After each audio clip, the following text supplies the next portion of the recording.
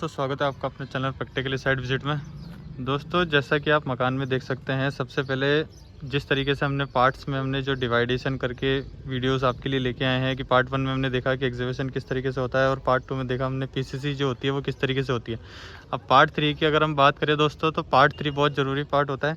तो जो पार्ट 3 में जो हम हिस्से की बात करते हैं वो होता है दोस्तों हमारे कॉलम के लेआउट के बारे में। लेकिन कॉलम के लेआउट से पहले हमें उसका सरिया भी प्रॉपर तरीके से बनवाना पड़ता है। अगर जिस तरीके से आप ये मेरे सामने देख सकते हैं, हम तीसरे पार्ट में ये बात करेंगे कि जो कॉलम के स्टील बनता है वो स्टील किस तरीके से बनना चाहिए, उसकी डेवलपमेंट लेंथ क्या होती है और उसकी हाइट क्या रखनी चाहिए। इस पूरी वीडियो के ऊपर इस पूरे जो विषय हैं इस पर चर्चा करेंगे दोस्तों। लेकिन वीडियो चालू करने से पहले एक रिक्वेस्ट है दोस्तों, अगर आपने हमारे चैनल को सब्सक्राइब नहीं किया तो हमारे चैनल को सब्सक्राइब जरूर करिए और वीडियो को अंत तक जरूर देखिएगा दोस्तों। जैसा कि आप मेरे सामने देख सकते हैं, ये कॉलम है। अब इसमें आपको क्या करना है दोस्तों कि आप जो भी सेंटर लाइन की आप ड्राइंग मंगवा लीजिए। इसमें जो भी स्ट्रक्चर आपने जो भी आर्किटेक्ट किया है वो आर्किटेक्ट के द्वारा आपको एक कॉलम का जो शेड्यूल होता है पूरा, वो कॉलम का शेड्यूल पूरा मिल जाता है। तो उसमें कॉलम का पूरा शेड्यूल मिल जाता है कि आपको कॉलम की साइज़ क्या रखनी है, कॉलम के जो स्टील होता है नंबर ऑफ़ बार क्या रखने हैं और उसकी रिंग जो लेंथ होती है, रिंग की लेंथ क्या होती है, डेवलपमेंट लेंथ की क्या होती है। उस पूरी विषय के ऊपर एक प्रॉपर तरीके से एक ड्राइंग बनकर आती है दोस्तों। एक A4 साइज़ की एक A4 साइज़ के पेपर को ड्राइंग पे बनाना और उसी A4 साइज़ को एक 100 गज के प्लॉट के ऊपर उसे आकलन करना, ये बहुत बड़ा काम होता है दोस्तों और बहुत ज़रूरी काम भी होता है और बहुत मजबूत काम भी होता है। कॉलम बहुत ज़रूरी हिस्सा होता है। यही स्ट्रक्चर जो होता है, ये स्ट्रक्चर सबसे ज़रूरी हिस्सा होता है आपके मकान के अंदर, क्योंकि ये आपके पूरे मकान का जो लोड होता है वो यही लेता है दोस्तों।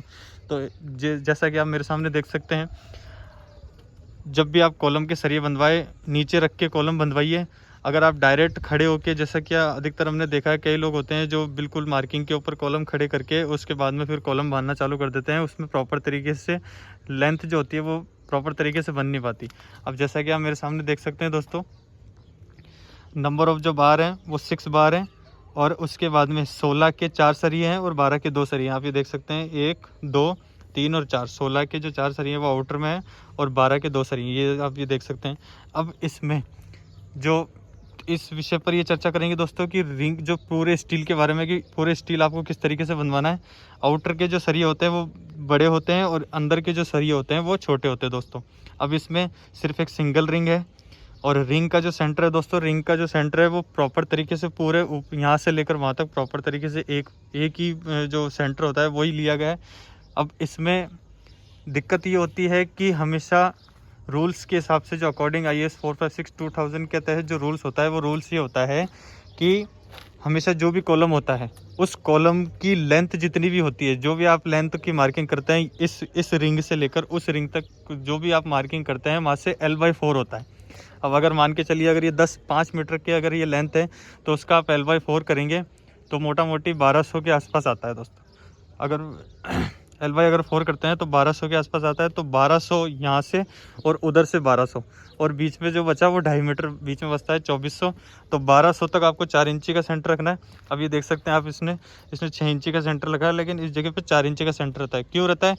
वो इसलिए रहता है कि जो भी हमेशा जो क्रैक की स्थिति होती है वो दोस्तों जॉइंट के ऊपर रहती है, एक तो कॉलम के ऊपर की तरफ और एक कॉलम के नीचे की तरफ, और जो टिल्टिंग मूवमेंट होता है वो बीच में से होता है। तो हमें हमेशा जो लोड होता है वो लोड कैरिंग हमेशा एक तो सबसे पहले ऊपर होती है, लोड कैरिंग ऊपर होती है, लेकिन जो लोड ट्रांसफ़र होता है दोस्तों, वो लोड ट्रांसफ़र होता है सबसे नीचे की तरफ। क्या आप ये देख सकते हैं, ये जो हिस्सा होता है पूरा, ये जो L/4 का हिस्सा होता है, ये लोड ट्रांसफ़र की स्थिति करता है।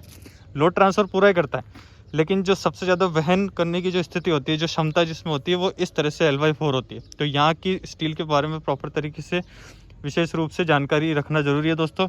उसके बाद में जो डेवलपमेंट लेंथ जिसे कहते हैं, जो L का सरिया जो मुड़ता है, जो फुटिंग के अंदर कनेक्ट होता है, हमेशा ये अभी वर्टिकल स्थिति में खड़ा हो जाएगा जब, और इस तरह की हम पार्ट 4 के अंदर वीडियो जरूर लेके आएंगे दोस्तों। लेकिन जो जब ये वर्टिकल स्थिति में खड़ा हो जाता है तो ये सरिया फुटिंग से कनेक्ट होता है, जिससे इसके ऊपर जो लोड आता है वो फुटिंग के ऊपर ट्रांसफ़र हो सके। तो ये LD जिससे कहा जाता है। अधिकतर यही होता है कि हमेशा 1.5 फुट का L रखना चाहिए, लेकिन डेवलपमेंट लेंथ हमेशा 600 की रखनी चाहिए दोस्तों। 600 तो मैक्सिमम रखना ज़रूरी है। इससे नीचे बिल्कुल मत रखिए, क्योंकि आप भी अगर 4-5 मंजिल मकान बनाते हैं तो ये बहुत ज़रूरी चीज़ होती है दोस्तों। ये एक ज़रूरी होता है, डेवलपमेंट लेंथ ज़रूरी चीज़ होती है।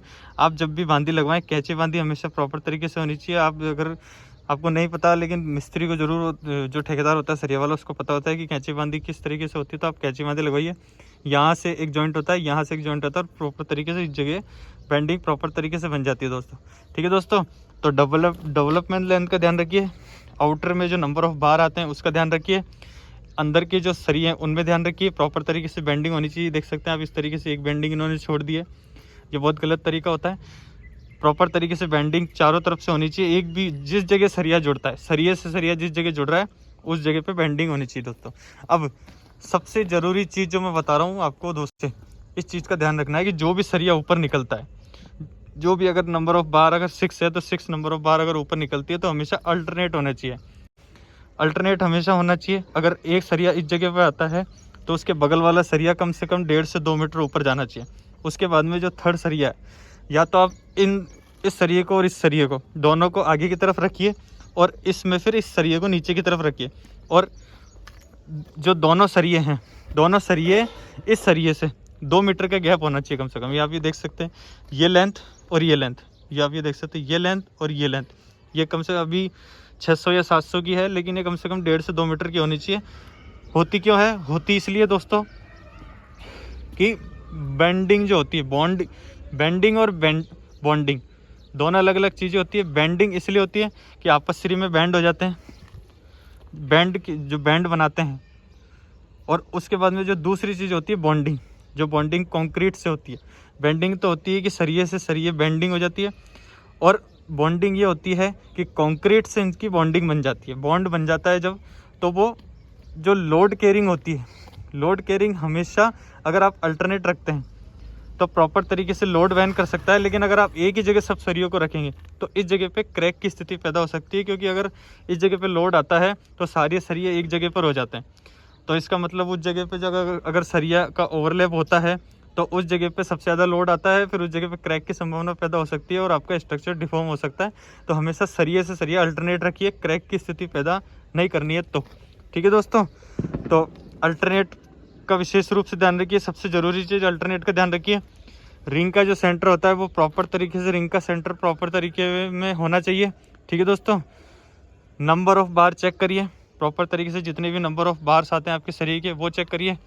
डेवलपमेंट लेंथ जो होती है वो डेवलपमेंट लेंथ जो आप नीचे देख सकते हैं, डेवलपमेंट लेंथ चेक करिए। तो इन चीज़ों का विशेष रूप से ध्यान रखिए दोस्तों। जो भी नंबर ऑफ, ये जो स्टेज होती है, ये स्थिति सबसे ज़रूरी स्थिति होती है आपके मकान की, क्योंकि इसी जगह पर ही लोड ट्रांसफ़र होता है, लोड कैलकुलेशन होता है। ठीक है दोस्तों, और लोड वहन होता है।